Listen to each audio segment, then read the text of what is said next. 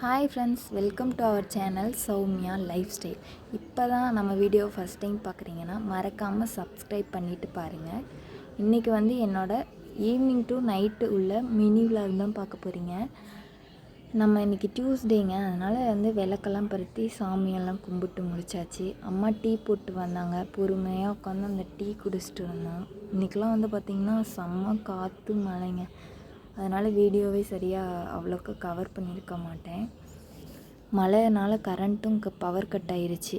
அதுக்கப்புறம் பார்த்திங்கன்னா வரத்துக்கே 1 மணி நேரம் ஆயிடுச்சுங்க. வந்ததுக்கப்புறம் பார்த்திங்கன்னா துணியெல்லாம் மடிக்காமல் அப்படியே இருந்துச்சுங்க.